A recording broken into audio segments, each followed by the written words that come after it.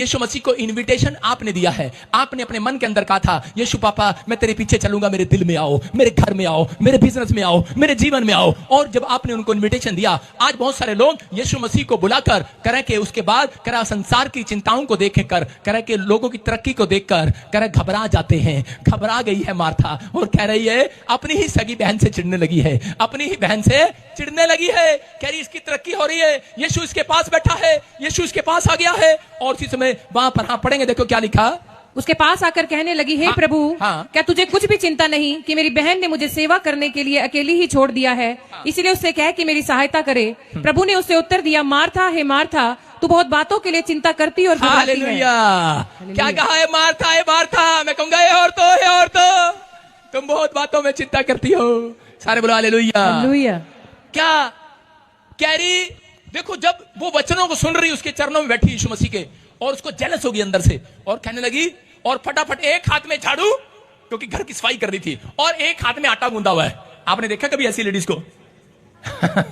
अपने हाल को देखा कभी ऐसे? एक हाथ में झाड़ू और एक हाथ में आटा लगा हुआ है, कच्चा आटा गूंद रही है, और आकर कहने लगी, हे यीशु, हे यीशु, यीशु।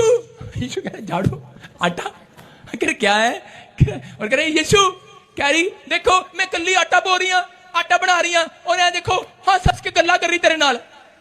ऐथे काम छोड़ कहीं की यहां कर बैठ गई, बहाना मार रही है। आजकल औरतें ऐसी होती हैं, बच्चे ऐसे होते हैं, भाई ऐसे होते हैं, बहाना मार कर बैठ जाते हैं, ऐसा साडा फास्ट हैगा। और कह रही देख बहाना मार के बैठ गई है। आप इतनी, मैंने स्पेशल आपको बुलाया घर पे काम करने के लिए, मैंने इसको बुलाया हेल्प मांगी से, और देखो ये मेरी मदद करने के बजाय ये तुम्हारे यहाँ पर आकर मेरी चुगलियां कर रही है, मेरी बुराई कर रही है। ये बैठी देखो क्या कर रही है, और क्योंकि वो आटा गूंथती गूंथती सोच रही होगी मेरी बुराई कर रही होगी, मेरी बुराई कर रही होगी, मेरी बुराई कर रही होगी। और उसी समय यीशु मसीह ने उसकी ओर देखकर कहा, मार्था तू बहुत बातों में घबराती है। हम लोग कई बार ऐसी चिंताएं करते हैं, हम लोग कई बार ऐसे ऐसे सवाल अपने दिमाग में खुद ही सोच लेते हैं कि यार वहां पर मेरा दोस्त बैठा मेरी बुराई कर रहा होगा, ये मेरे से आगे निकल गया होगा। हम बहुत बार कुछ ना कुछ सोचते रहते हैं, हमारे दिमाग में चलता रहता है। यहां पर मार्था बार बार कह रही है कि आटा गूंद रही है, और आटा गूंदते गूंदते गुस्से में होगी, गुस्से में। मैंने प्रभु से पूछा एक रात कि परमेश्वर ये औरतें आटा ऐसे ही गूंदती क्यों है? ऐसे क्यों नहीं गूंदती हैं? अच्छे से क्यों नहीं गूंदती? इसको गुस्से से क्यों गूंदती है ऐसे? कह रही है बहुत गुस्से वाली होती हैं। इनको आटे पे गुस्सा निकालना होता है।